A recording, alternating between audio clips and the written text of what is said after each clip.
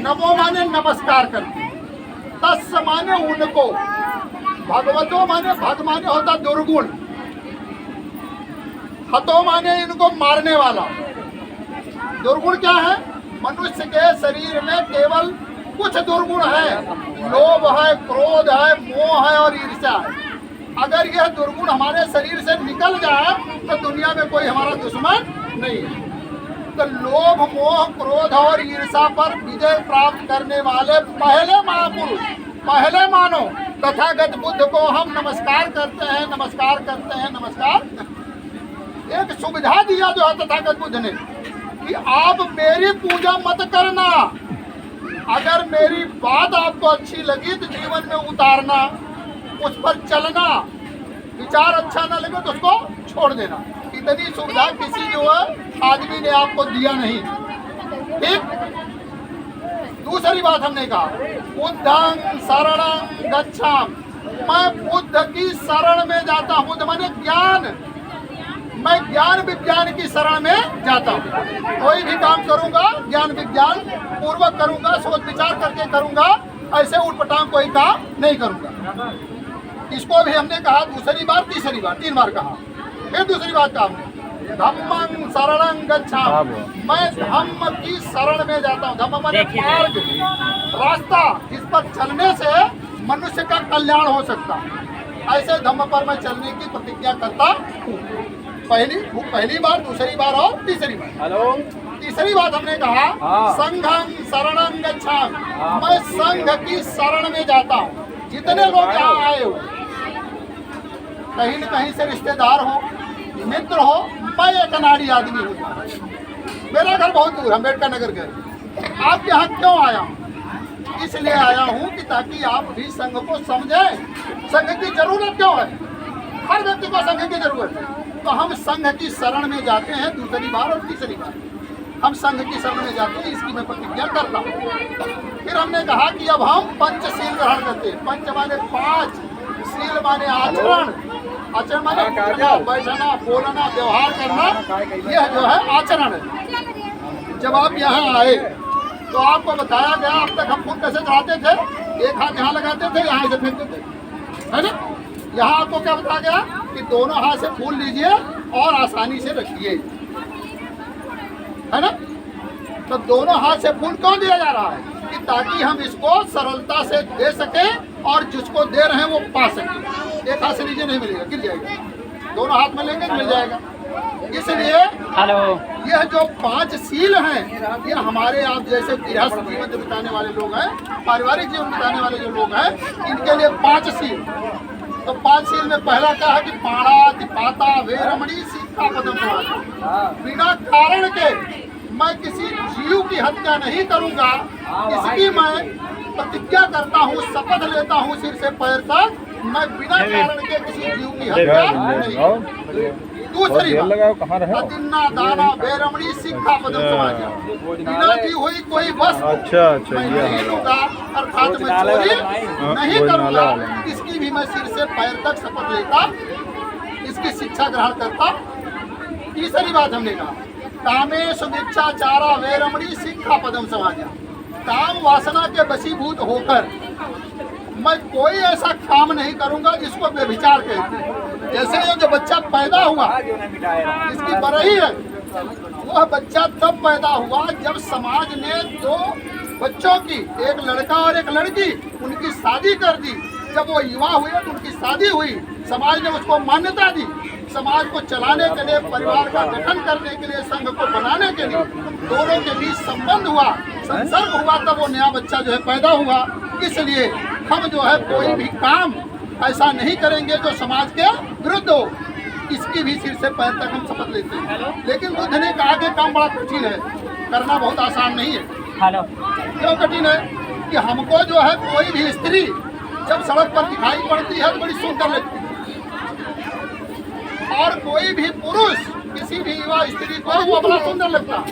तो बुद्ध ने कहा इससे बचने के लिए संस्कार आपके कैसे होने चाहिए कि अपनी पत्नी को छोड़कर आपको जितनी स्त्रियां आपके सामने दिखाई पड़े, अगर आपके उम्र की हो तो उनमें आपको अपनी बहन नजर आए, अपने से उम्र में बड़ी है तो आपको अपनी माँ नजर आए, और अपने से उम्र में छोटी है तो आपको अपनी बेटी नजर आए। स्त्री के लिए भी यही नियम कि अपने बराबर का पुरुष हो तो भाई के समान, अपने से बड़ा हो तो पिता के समान, अपने से छोटा हो तो पुत्र के समान, अपने पति को छोड़कर और अपनी पत्नी को छोड़ करके समाज के सारे लोग अगर ऐसा व्यवहार करें तो कभी समाज में कोई गंदगी पैदा नहीं होगी, हमारे अंदर कोई भाव पैदा नहीं होगा।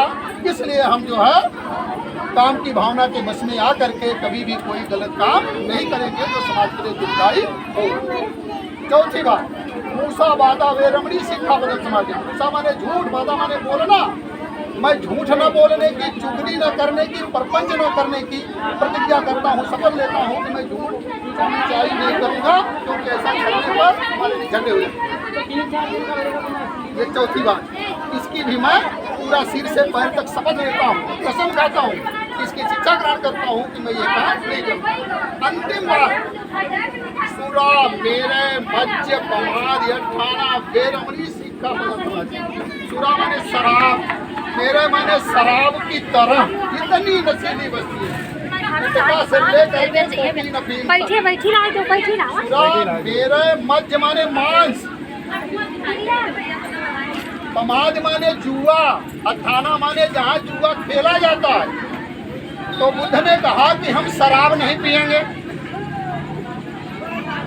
हम जो है अन्य नशीली वस्तुओं को नहीं सेवन करेंगे, ना तो हम मांस खाएंगे, ना तो हम जो है जुआ खेलेंगे, ना तो हम जुआ जहाँ खेला जाता है वहाँ जाएंगे। इसकी भी हम जो है शिक्षा ग्रहण करते हैं, शपथ लेते हैं कि हम ऐसा कार्य नहीं करेंगे। फिर अंत में हमने कहा बुद्धम नमाम, मैं ज्ञान को नमस्कार करता हूँ, विज्ञान को नमस्कार करता हूँ।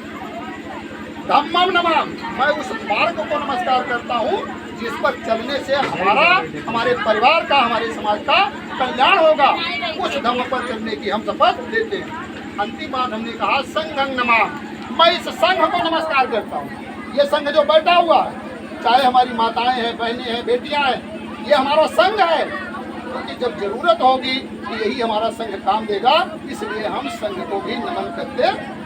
अंत में हमने कहा साधु साधु साधु। साधु का मतलब कि मैंने इसको सुना, जाना, समझा और आज से मैं इसका अमल करूँगा। ये पाली भाषा के जो शब्द थे हमने आपको हिंदी में बताया ताकि इसको जान लें, नहीं तो आप उसी तरह से रह जाते जैसे कथा होती है वो संस्कृत में कही जाती है और कथा को हम समझ नहीं पाते हैं। इस श्लोक को पढ़ता है और हम सुन लेते हैं और सुन करके कोई अर्थ नहीं जान पाते। एक अर्थ बताता हूँ, एक श्लोक बता देते। हमारे भाई बंधु जो हैं, हमारी महिलाएं, जब कथा होती है, जब धागा मिलता है लाल सा होता है, उसको कहते हैं रक्षा सूत्र, है ना, बांधी है तो दवाई खाई। तो जब ये धागा मिलता है तो लोग उसको बांध लेते हैं या वो पंडित बांध देता है, पुरोहित जो होता। तो इस श्लोक पढ़ता है, मैं बहुत धीरे धीरे पढ़ूंगा, लेकिन वो जब पढ़ता तब आप जान नहीं पाओगे। येन बद्धो बलि राजा दान वेंद्रो महाबला तेन ताम प्रतिबंधाम रक्षे रक्षे माँ चला। येन बद्धो बलि राजा, जिस प्रकार से मैंने राजा बलि को बांधा था। दान वेंद्रो महाबला, दानी और बलशालियों में सबसे ताकतवर राजा बलि को जिस प्रकार मैंने बांधा था, तेन माने उसी प्रकार, ताम माने तुम्हें भी, बंधा माने बांध रहा हूँ। अब जब कोई आपको बांध देगा क्या हो जाओगे आप? उसके गुलाम बन जाओगे। अगर कोई रस्सी बांध दे आपके, पकड़ा किसको बांधा जाता? जानवर को, कि ताकि भागे ना। ज्यादा हरहट होता है तो ठेक को लटका दिया होता नहीं से। तो यह जो है, इस तरह के तमाम श्लोक हैं जिनको आप जानते नहीं हो। तो ये कारण क्या था? क्योंकि आपको पढ़ने का कोई अधिकार नहीं था। आज जो सुंदर सुंदर कपड़े पहने हो, चमकदार बने हो, जेवरात पड़े हुए हैं, ये अगर ये न पैदा होते तो ये शरीर पर कपड़े न होते। हमको नंगा रहना पड़ता था, नंगा। महिलाओं को केवल इतना कपड़ा पहनने का अधिकार होता था, नंगे रहना पड़ता था। जानते, इस महापुरुष, दूसरी फोटो लगी है बाबा साहब, इस महापुरुष के कारण आज हम कपड़ा पहनने लायक हुए, बोलने लायक हुए। अगर ये न पैदा होते तो मैं यहाँ बोल न पाता। इन्होंने हमको क्या दे दिया? अधिकार। किसमें अधिकार दिया? भारत के संविधान में। इसके पहले क्या चलता था? विधान। उस विधान में हम क्या करते थे? हमारे बाबा भी कथा सुनते थे, उनके बाबा भी कथा सुनते थे, हमारे पिताजी भी कथा सुने होंगे, लेकिन उनका कोई कल्याण नहीं हुआ। लेकिन जब इनकी कथा हमने सुनी तब हम क्या हो गए? प्रवक्ता हो गए, वाइस प्रिंसिपल हो गए इंटर कॉलेज। अब चाहे बहुत बड़ा आदमी हो, चाहे कोई ब्राह्मण हो, चाहे कोई ठाकुर हो, चाहे कोई दुनिया हो, चाहे कोई हो, वो इसलिए हमारा पैर छूता है कि मैं गुरुजी हूँ। गुरुजी कहता है हमारे भाई का पैर नहीं छुएगा। ये सारी देन किसकी है? ये बाबा साहब की देन है। इसलिए आपको हम ये बताने के लिए परेशान हैं कि ताकि आप भी इनको जानो। हमारी महिलाओं के शरीर पर जो चमकदार कपड़े पड़े हैं, ये सारे कपड़े उनकी देन है, उनके हम ऋणी हैं। आज ये बढ़िया जो खाना खा रहे हो, ये खाना जो है उनकी देन है। एक घटना बताता हूँ 1936 की। अभी 1936 बहुत दिन नहीं